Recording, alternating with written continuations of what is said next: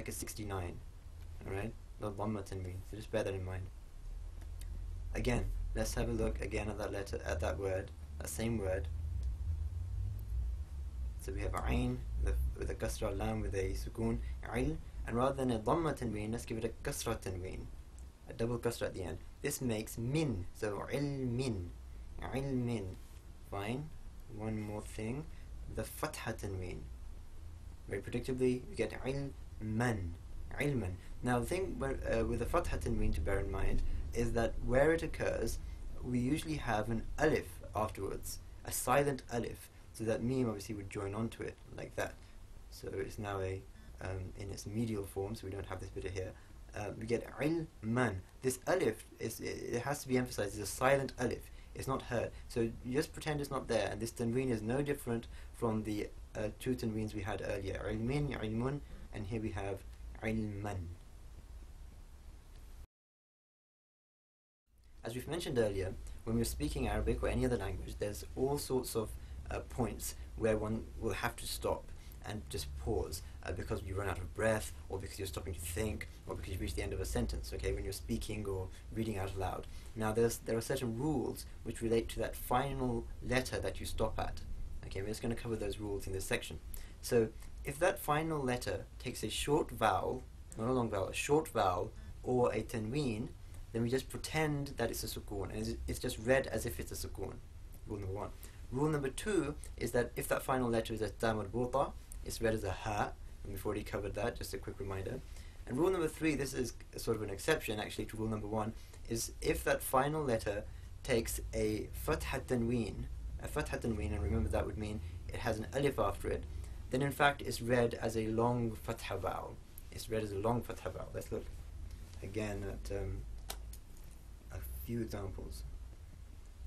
Alright, so consider the following sentence. We're not going to worry about what the individual words mean or the grammar of the sentence. It's really the final part, the final word that we're interested in. So very quickly, if I write this.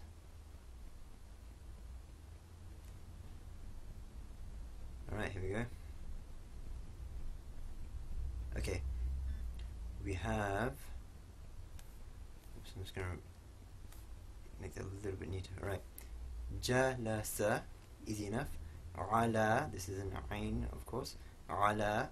Then we have himarin. Himarin. And this is the bit we're interested in, because if we have a full stop here, or for whatever reason we stop, we have to read this himar as if this had a sukoon, and that's the point. Alright, let's have a look at another example. Another sentence. Again, my writing is going to become increasingly untidy, so hopefully you're getting better at recognizing these letters by now. Alright, there we are. Put in the dots, Okay, we have anta, we have a fatha, sukun fatha. Remember we said in way back in lesson 1 that where the hamza occurs, as it does here, at the beginning of a word, it sits on an alif. And that's what it's doing here, that's what the alif is doing here. So anta, then ghad, ghain and dad, ba with a fatha and alif with sukun, ghadba, and this noon we're going to give it a dhamma to. So we get ghadbanu. But again, this is the point. If we stop here, because this is a short vowel, alright, we pretend it's a sukoon, just like earlier in the previous example we had a tanween and we pretended it was a sukoon. If we have a short vowel, according to rule number 1, we pretend it's a sukoon. So we get anta ghadban. Ghadban. Alright, let's look at another example.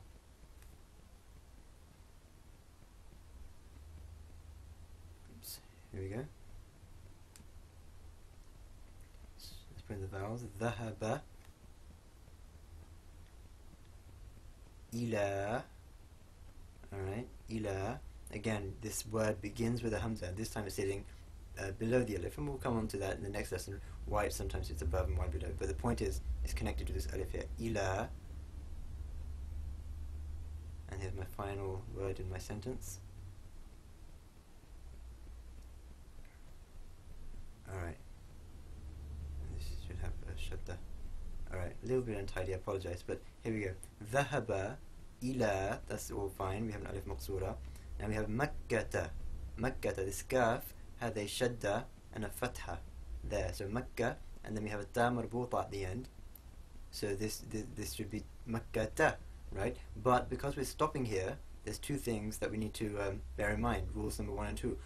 According to rule number 1, this fatha is going to be read as a sukoon because we're stopping on a short vowel. And rule number 2 is that the ta marbuta, as we learnt in the first lesson, in fact, when we were looking at the supplementary letters, is just going to be treated as a ha.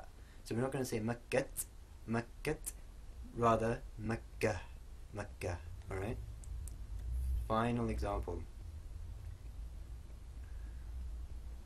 Right, we have ba and ayn with a sukoon, a ta with a dhamma, giving us bi'tu.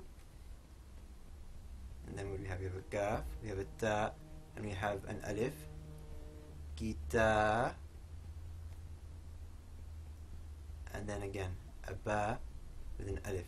And this time the ba is going to take a fathat tanween. Remember, where we have a fathat tanween, we usually have an alif after it. And we'll deal with that in more detail when we look at the grammar course. But this is the word kitaban. So bi'tu kitaban. Alright, the fathat tanween. Now here we have to apply rule number 3 if we're stopping here. Namely, that if we have a fathat tanween and we have an alif after it, it's not that we treat it as a sukoon, rather we treat it as a long fatha vowel. So we read it ba, bi'tu kitaba, which actually means I sold a book.